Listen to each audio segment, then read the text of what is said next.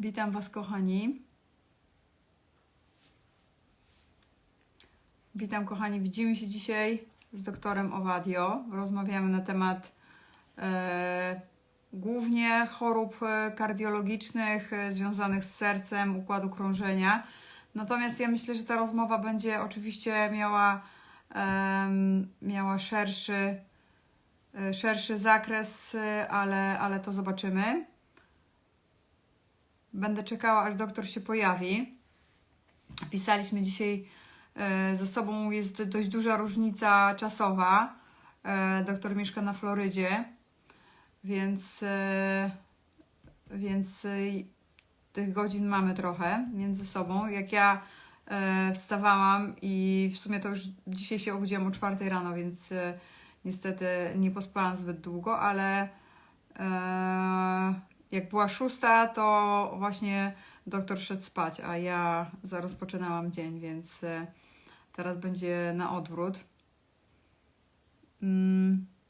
Mam nadzieję, że zaraz, słuchajcie, dołączy.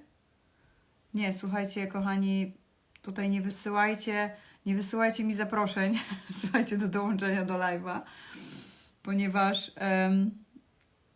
ponieważ no, rozmawiam z doktorem. Zapraszam doktora do naszej rozmowy. Mam nadzieję, że... właśnie... Hi! Hello. Hello, how are you? I am good, thanks. Did you sleep well? Yes, thank you.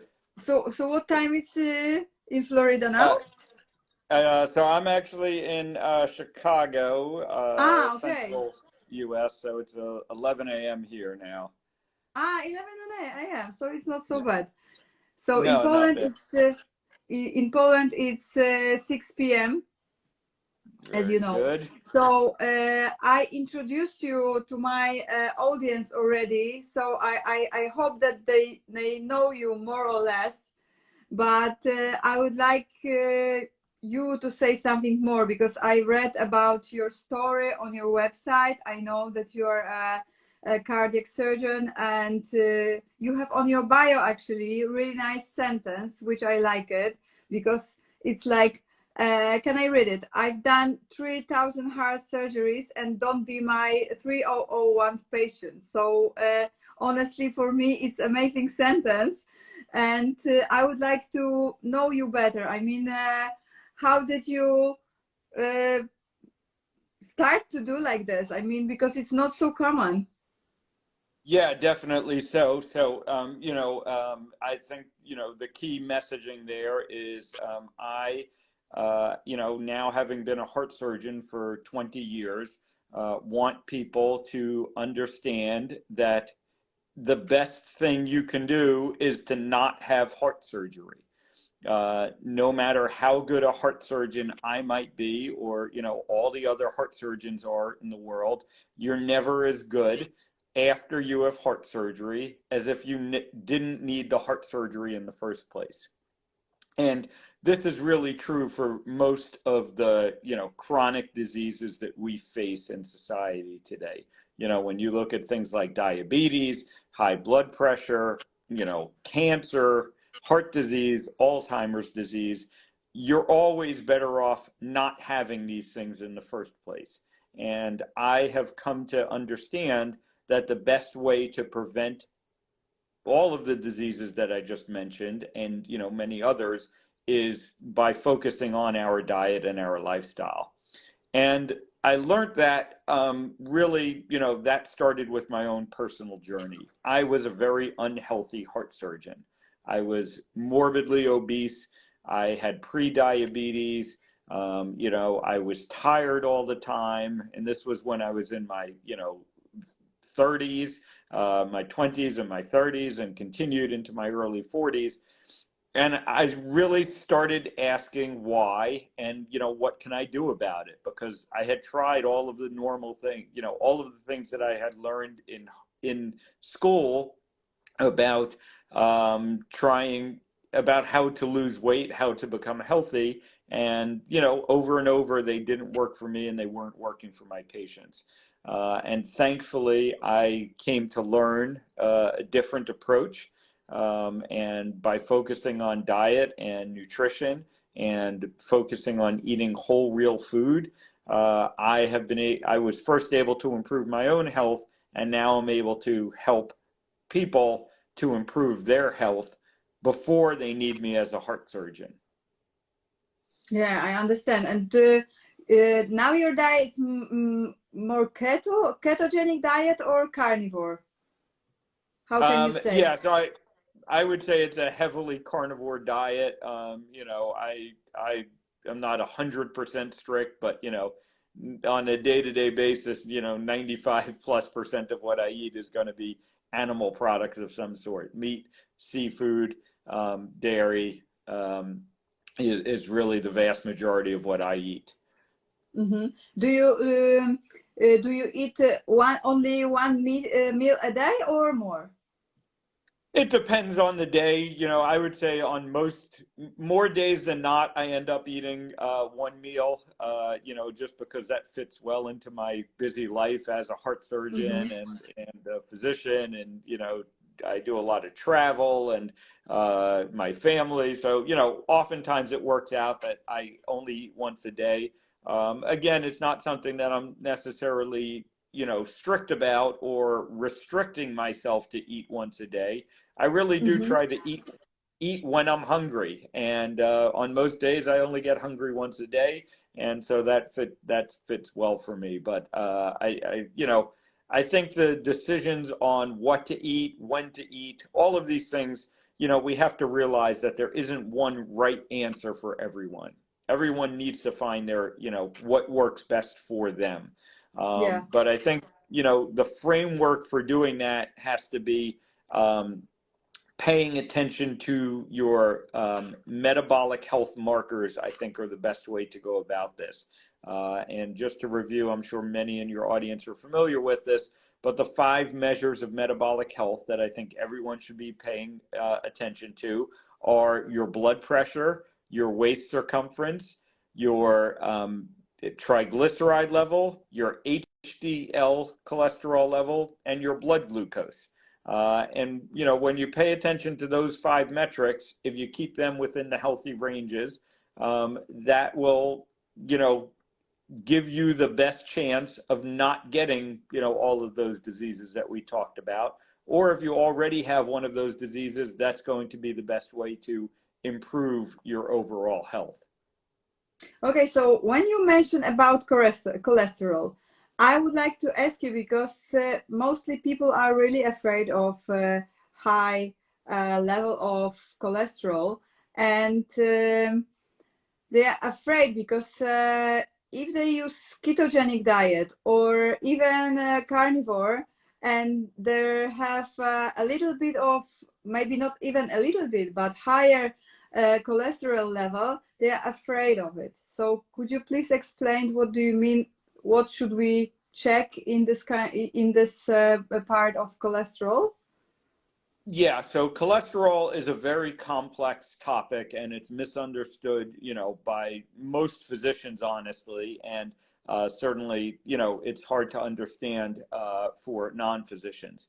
I think, you know, the problem really comes down to when most physicians, you know, talk about cholesterol, and when you get your blood work checked, most commonly, you're going to be looking at the amounts, the total amounts of the different types of, it's technically not even, you know, there's only one type of cholesterol.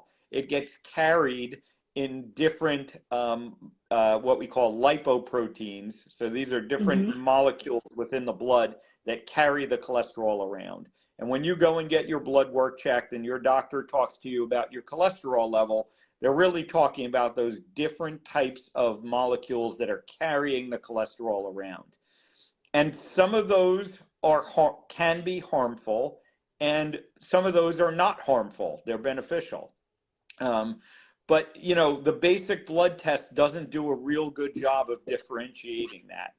You know, we commonly, you know, again, the doctors will talk about your HDL cholesterol and your LDL Yeah. cholesterol, and they'll Mm-hmm. tell you that your HDL is your good cholesterol and your LDL is your bad cholesterol. And the problem is that, that's not entirely true. It's a very broad generalization.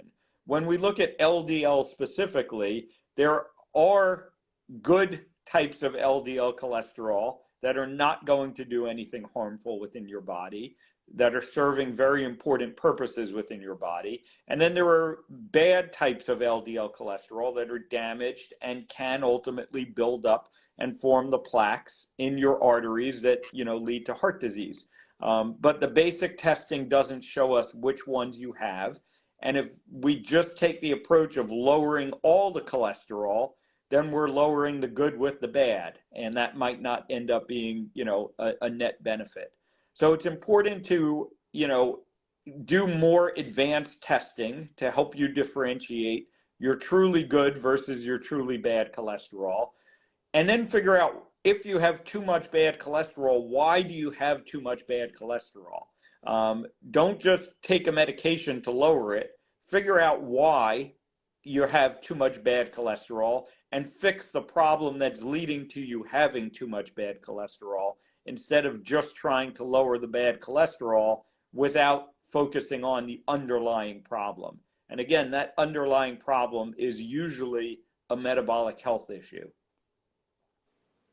Okay, I understand. I think that it can be a more difficult topic, because I used to talk with Antony Chaffee about it, and Dr. Kids as well. And I think that mostly people afraid of it because of the media and mainstream give us some information about it, and we are afraid of it. But it's the same situation as we have with meat and with fat, I think so.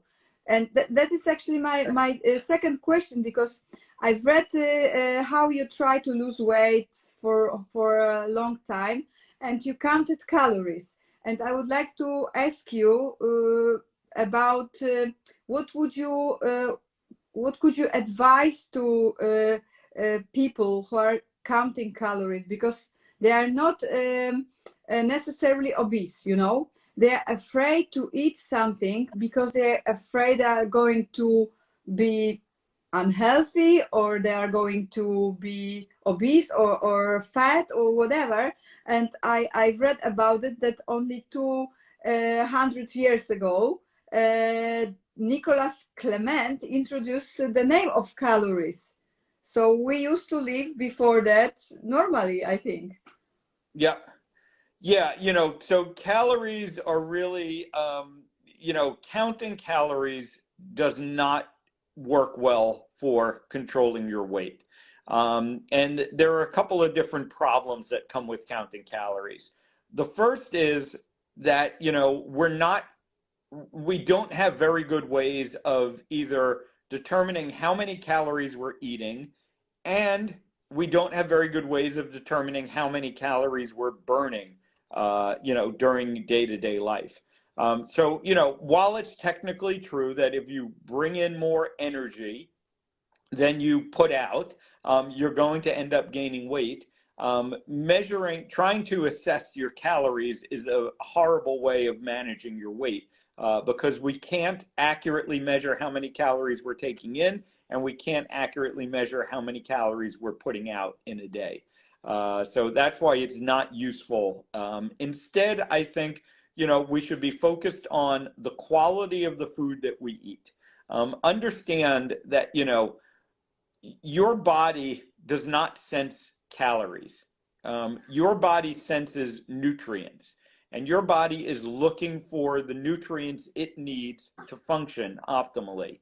So when your body sends out a signal that you're hungry, that basically is a signal that we need nutrients. It's not a signal that we need calories.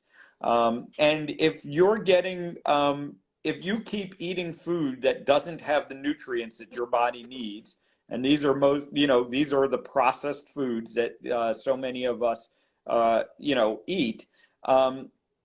Those foods are going to deliver energy. They're going to deliver calories, but they're not delivering the nutrients that our body needs. And therefore, our body just keeps saying we're still hungry because we haven't gotten nutrients. So if you focus on eating the right types of foods, eating whole, real foods that will deliver nutrients to your body, that is a much better way of controlling your hunger, which ultimately controls your weight. If you are just trying to restrict calories and you don't get proper nutrients, then you're going to be hungry all the time. And it doesn't matter how much willpower we think we have. Hunger is the most basic, like, survival instinct that we have. And you can't fight that over the long term. Ultimately, you're going to give in to hunger. So the key to remaining a healthy weight or getting to a healthy weight if you're already overweight is to eat nutrient dense, whole, real food. And that will help, your body to then control your hunger, and you'll end up eating less. And yes, technically you end up taking in less calories than you're burning, and that's when you lose weight. But if you're going about it from the calorie standpoint, you're kind of attacking the problem from the wrong framework. Yeah, great set. Yeah, I can. I just wanted to ask because some people have. I think that it's a psychology problem, that they are afraid so much that they just can't do it. But I think that it was a great explanation. So please tell me, because I read about your childhood, and I would like to ask you, was it very difficult for you to change your diet? Because when you were a child, you eat very bad, I can say, yes? Or what was the exact Well, diet of you? yeah. So, again, and this goes back to the messaging, I, as a child, actually ate what was considered very healthy, according to the dietary guidelines and according to the food pyramid. That's very much how my family ate. My older brother, is a type 1 diabetic, so we didn't really have sugar in the house. We ate a lot of, cereals, a lot of grains. We ate Mm-hmm. low fat products. We drank skim milk, and we ate margarine. We used margarine instead of butter, and vegetable oils, and all of these things that my family was told was healthy for them. And despite that, I, and actually, my entire family was overweight. The other messaging is always, oh, well, you must not be active enough. I was very active as a child. I played sports all the time. I was always riding my bicycle and outside, playing with my friends. So it wasn't an activity problem. We were eating what we were told was healthy, and yet, we were all becoming unhealthy. And this is the problem around us. What you were talking about with the earlier question of people being afraid to eat, high calorie and fatty foods, because that has been the messaging. The prominent messaging around nutrition here in the United States, and really it is worldwide now, for the past 50 years has been, eating a low fat diet, eating, according to the food pyramid with lots of grains. And during that time, our health has only continued to worsen. So we need to step back. We need to question that messaging. And I needed to do that. I heard that as a child growing up, all that messaging. I went to medical school. It's the same messaging, that this is a healthy diet. Avoiding fat, avoiding meat, eating according to the food pyramid. That is still, how we as doctors are educated. The little education we get on nutrition is focused on that. So I had to overcome all of that myself. And, it was a challenge to do that. But once I started doing that and I saw the results, it became easy to do that. And I think that's what most people find. Most people who come to carnivore diets, come to ketogenic diets, they feel so much better. Their health improves so much. that it then becomes easy, because the hard thing is being sick. The hard thing is Yeah. being overweight, being diabetic. These are things that are very hard. And unfortunately, most people don't recognize that they have an option. They're not really told Yeah. that you can reverse your diabetes if you just change the way you eat. And when you give people that option, when I work with people who are diabetic and I say, you can take these medicines and they're going to, help control things a little bit and maybe help delay some of the problems that are going to occur, but you're going to continue to get worse over time. You're going to need more and more medication. And ultimately, you are going to get the complications, the problems that come from diabetes. Or you can change the way you eat. And oh, by the way, you're going to be able to eat, very enjoyable food, the food that most people want to eat, things like steaks and meat and, very tasty food, very nutritious food. They will always take that option, but most people don't even recognize that they have that option. It was actually my next question, but you already give us an answer, because I just wanted to confirm, because I knew it that it was like that, but I just wanted to confirm that. Did you have any kind of education during the medical school about nutrition and how to prevent diseases with diet changing? But you already gave us an answer, but it's I have a question about do you have any problem with community, or I don't know how to say, because it's not common that the doctor teach people how to eat, and they're stopped to taking medicine, you know what I mean? And I think that it is really hard for some doctors.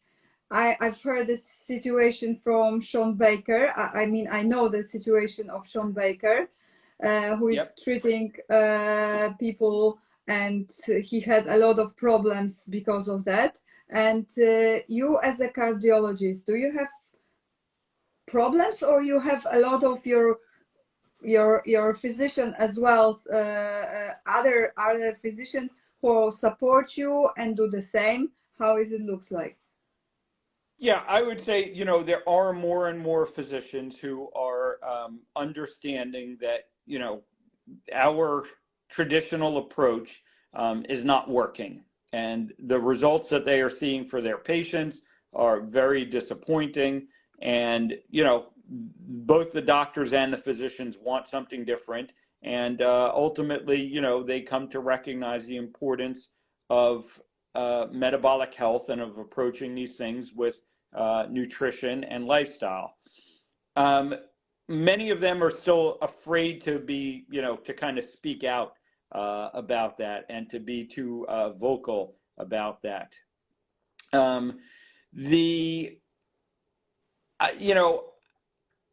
When I talk to physicians one-on-one, what I'll say, when I talk to other people around the hospital, many of them say, yes, I agree with that. But they still won't talk to their patients about that because they are concerned about pushback from the medical system. We know the cases of, Gary Fettke and Tim Noakes, who, were literally put on trial for talking about this stuff. Sean Baker, had some pushback as well. But I am here as a physician to serve the patient. Ultimately, I need to do what I know is best for the patient. I feel confident in doing that. There is enough science to back me up. And I know that if I ever were challenged, I can defend what I am doing, and I have the evidence that this is beneficial to my patients. I see the results in my patients. And so I really don't worry about what the system thinks about this. Really, even within the system, we are starting to see some acceptance of this. For instance, the American Dietetic the American Diabetes Association, excuse me, now recognizes that low carb is a viable treatment option for people with diabetes. It doesn't promote it. It's not the first thing that they tell people, but when you look within the guidelines, it is accepted as an acceptable alternative. The American Heart Association no longer says that saturated fat needs to be avoided in the diet. Again, most people don't realize that they have taken that out of their recommendations because there just wasn't any evidence to support that.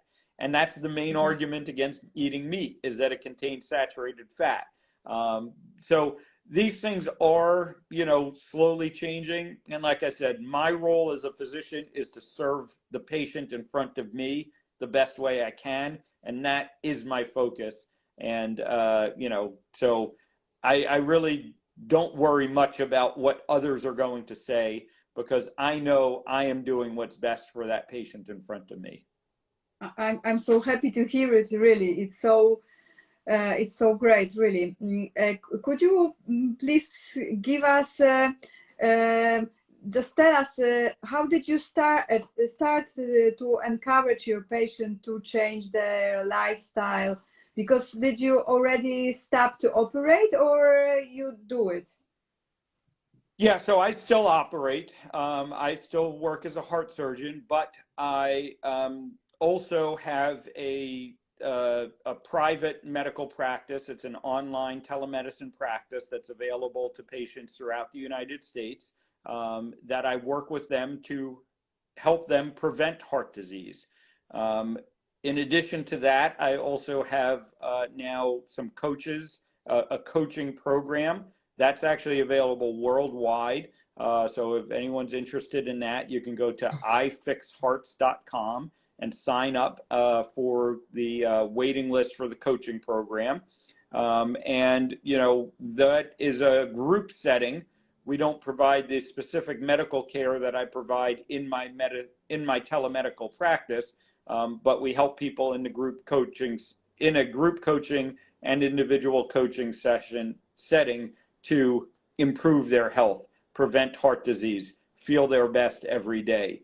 So these are the goals. I am trying to find more and more ways to help people. I wrote my book. It's been out about a year now. It's called Stay Off My Operating Table. And it is the roadmap. It is the plan that anyone can use on their own to improve their metabolic health and avoid chronic disease or reverse chronic disease in many cases.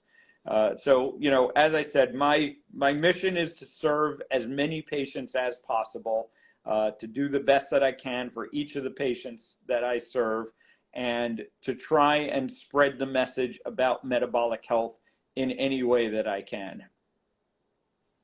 Yeah, so do you treat, because I know that you mentioned about diabetes, so if somebody have diabetes, it also can be your patient. I mean, not only strictly, heart problems, arrhythmia, and so on.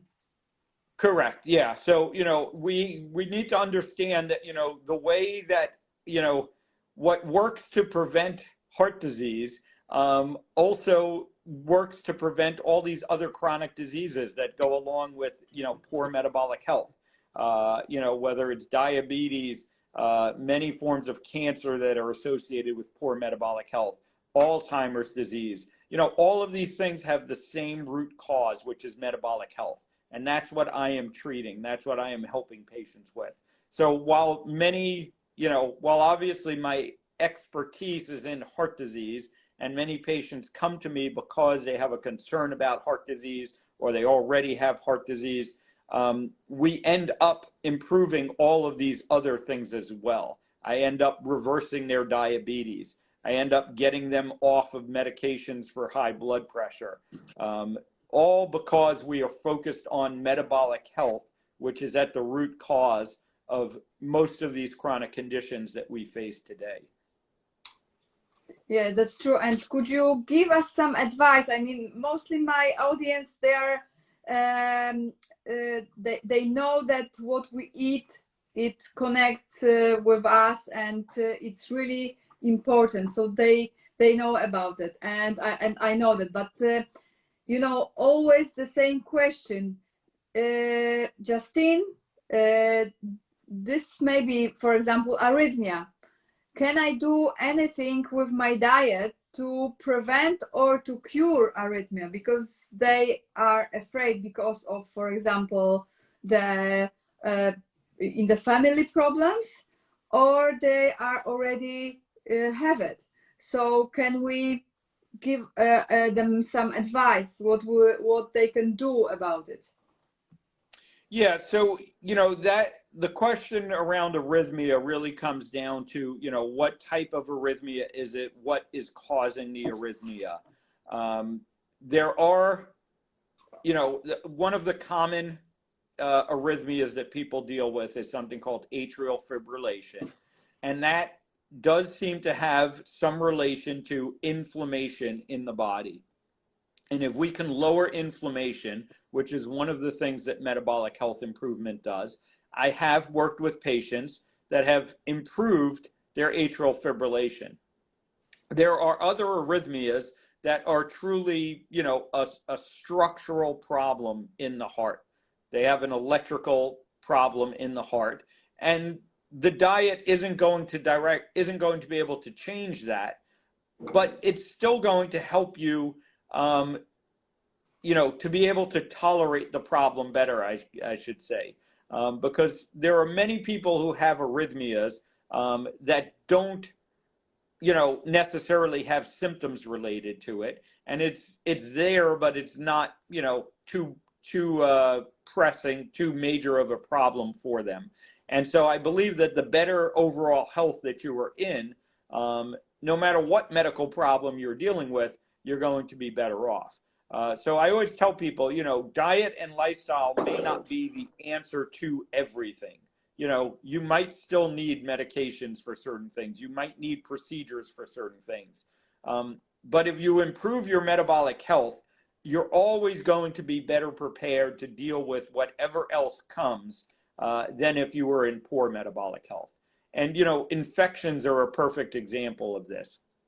When people get an infection, whether it's a viral infection, or a bacterial infection, whatever it is, if you're healthy, if you're in good metabolic health and your body is strong, you're typically going to be able to fight off that infection pretty well. But if you're not, if you're already in poor metabolic health, then your body, is going to have a very difficult time dealing with that infection because it's already stressed dealing with your poor metabolic health. So you're always going to be in a better situation if you're starting with good metabolic health, no matter what health challenge might come after that. Okay, and did you or do you still treat some people with cancer? Because it is a really hard topic, because as you as a physician, you know that mostly people don't believe that it is a metabolic problem, cancer. Yeah, so cancer is not a major focus for me as a surgeon. Cancer of the heart is actually very rare. I do treat lung cancer. I do operate on patients with lung cancer, so I do, have some experience dealing with cancer. But it's really not the focus of my, medical career, my traditional medical career. However, the evidence has been known for quite a long time that cancer is at least partially a metabolic disease. There are many different types of cancer, and this applies, to the different types of cancer differently. But, when we go back historically, the early theories about cancer were that they were a metabolic disease, that they are a metabolic disease. Otto Warburg was probably the best known proponent of this, and then we kind of shifted gears and focused on cancer being essentially due to mutations in the DNA. And then our focus has been on, just trying to kill the cancer with chemotherapy or cut out the cancer with surgery. but we still, cancer at its root is largely a metabolic disease. And there is evidence that, you can lower your risk of cancer if you are in good metabolic health. Metabolic syndrome, metabolic disease is a well-known risk factor for many types of cancer. So I always tell people, improve your metabolic health. You're going to lower your risk of getting cancer. And then there is a lot of interest in, if you have cancer, can focusing on improving your metabolic health, can doing things like a ketogenic diet be part of the treatment strategy for that.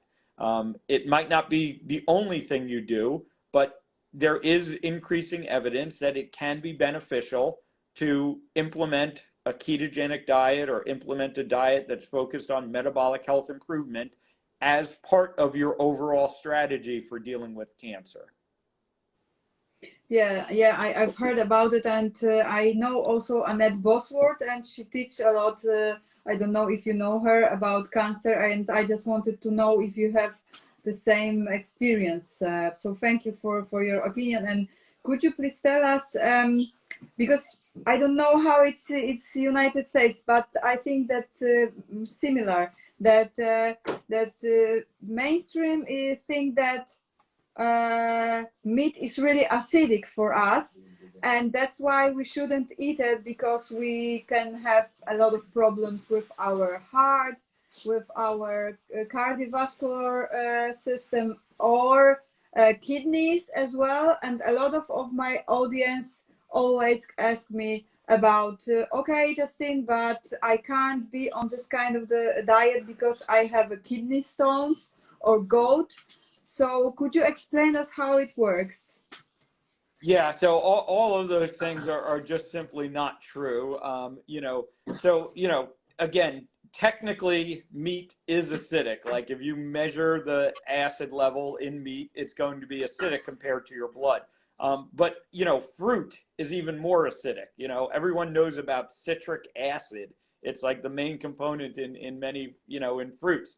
So our body does a very good job of regulating the acidity of our blood, of keeping the acidity of our blood at a certain level.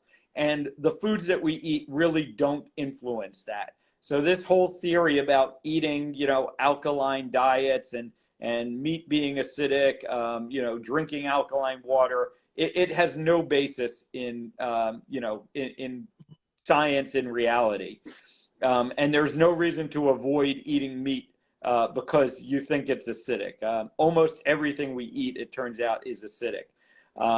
But that doesn't affect our blood acidity levels. Our bodies, are used to dealing with that. In terms of yeah, I just read that it's because of insulin and the kidney, and not the meat is the it's not a problem. Our right. kidney and our insulin level.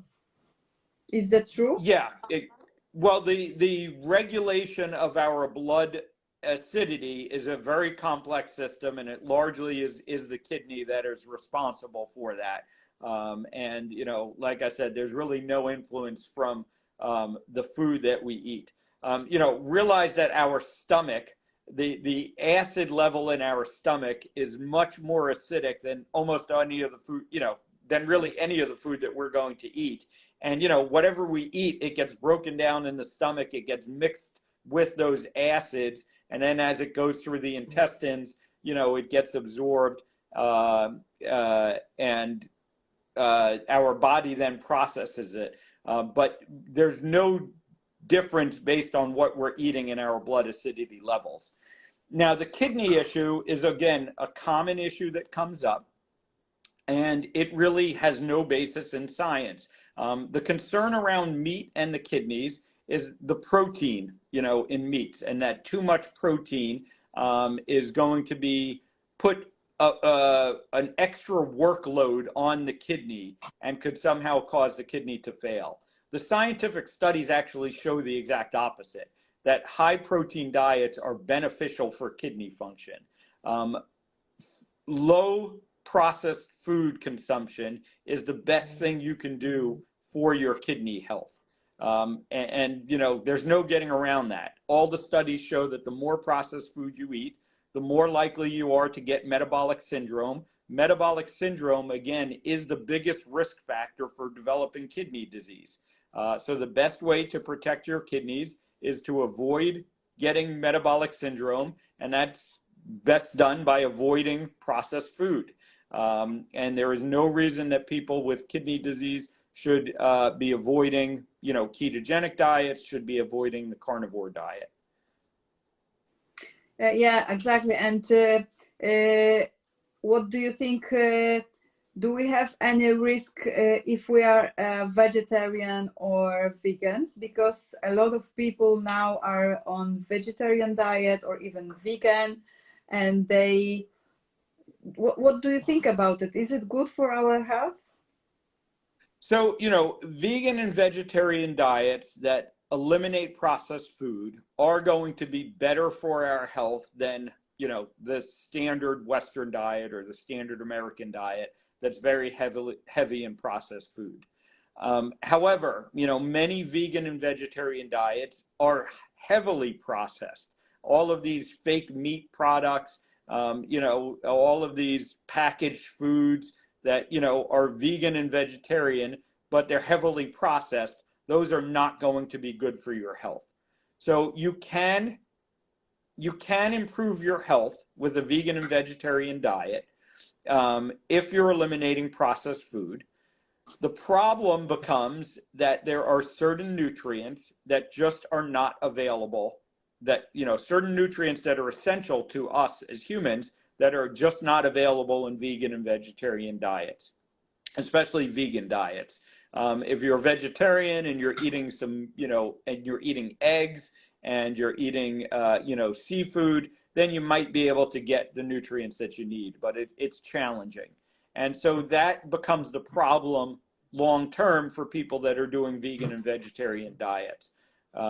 But if you're simply looking to improve your metabolic health and you're coming from a standard Western diet that's very heavy in processed food, you can improve your health with vegan and vegetarian diets that eliminate processed food. It's just that you might be setting yourself up long term for other problems if you're not very careful about, you know, getting the correct supplements and getting, you know, the right balance of proteins in your diet. So it just becomes a very hard diet to maintain over the long term, and I in no way think that it's optimal.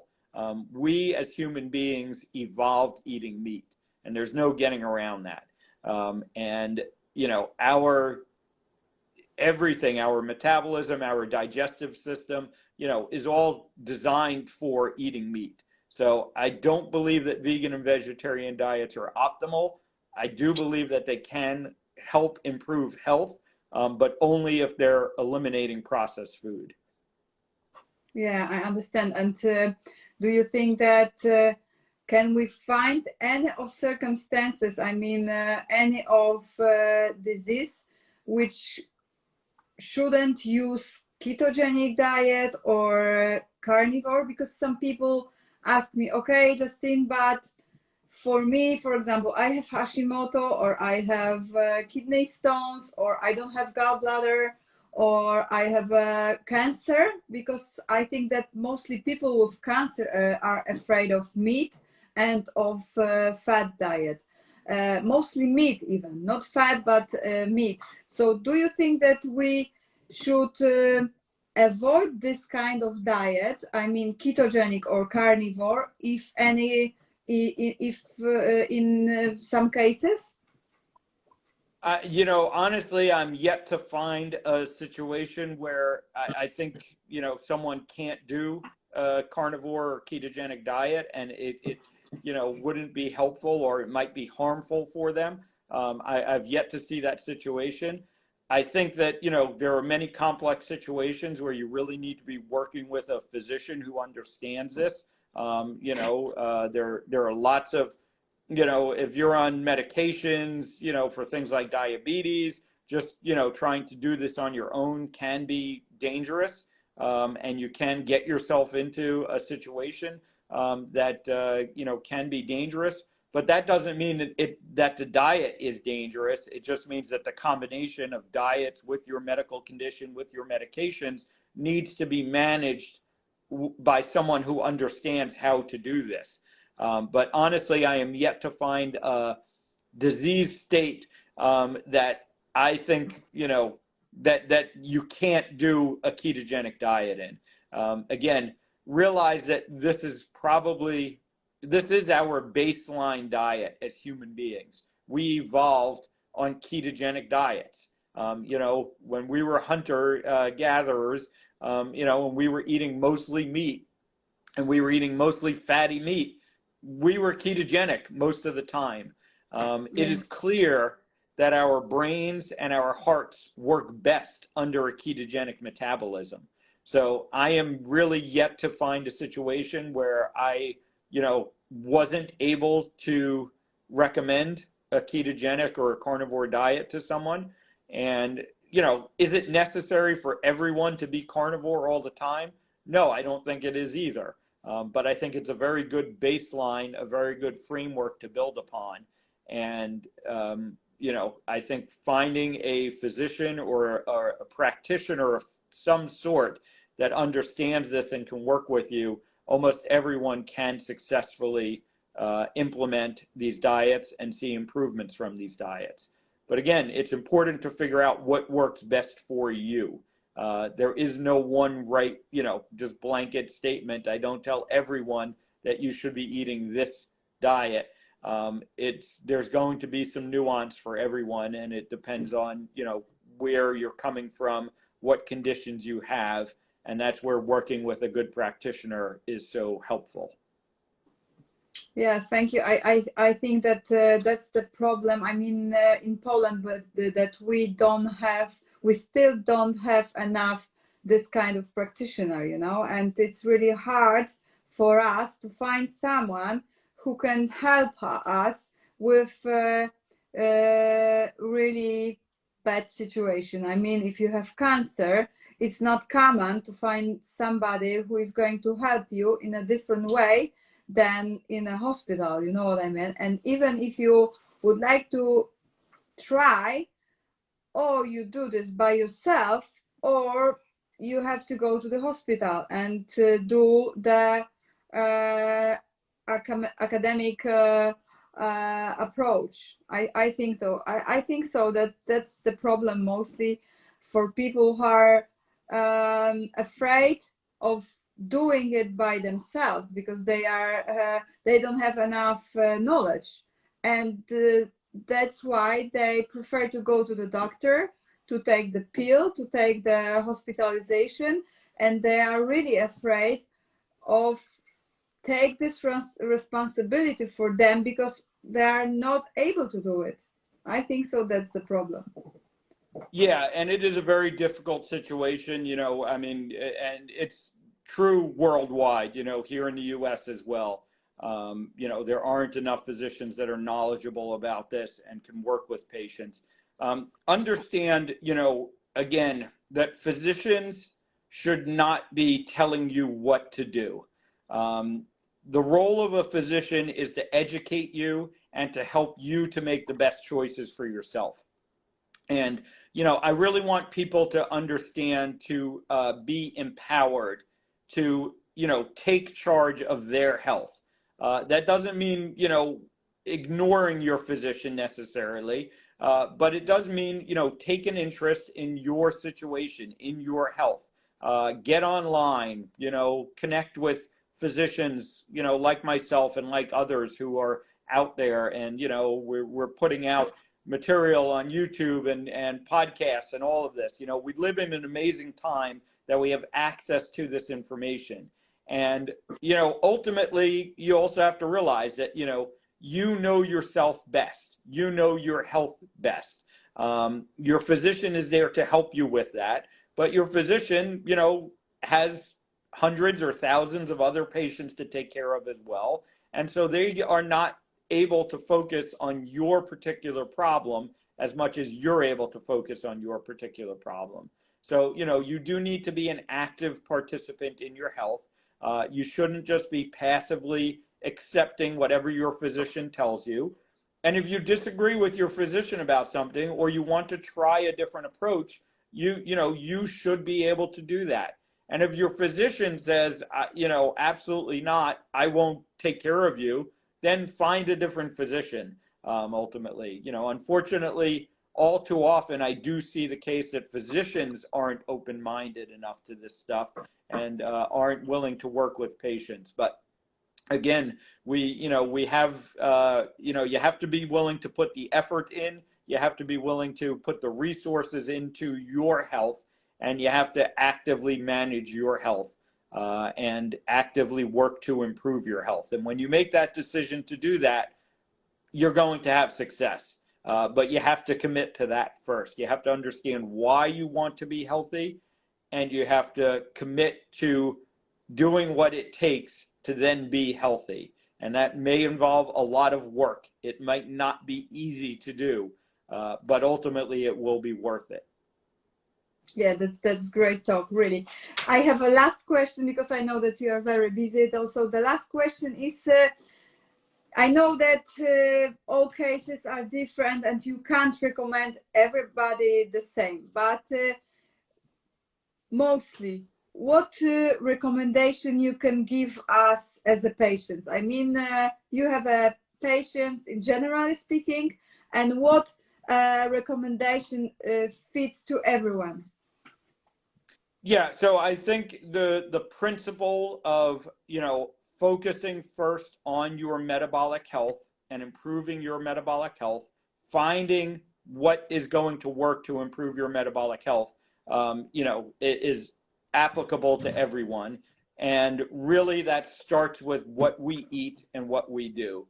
And so, the basic principles of eating whole real food, getting more activity throughout your day, managing your stress, and getting adequate amounts of sleep, those are the pillars that are going to help anyone who wants to improve their health. And I go into that in more detail in my book. My book is called Stay Off My Operating Table. You can come to my website to get that information as well, ifixhearts.com. And but that is the basic framework that we should all be working within if we want to improve their health. Thank you very much, doctor. I really appreciate that you have time to see me and my audience. I wish you all the best, and I'm so grateful that the people like you treat people all over the world. So I hope so that my audience can also stay with health, and so have a nice day. We are going to finish our day. So thank you very much, and have a great day. Dziękuję wam bardzo, kochani. Thank you for everything you're doing, Justina. Thank you so much. Have a nice day. Bye-bye. You too. Bye.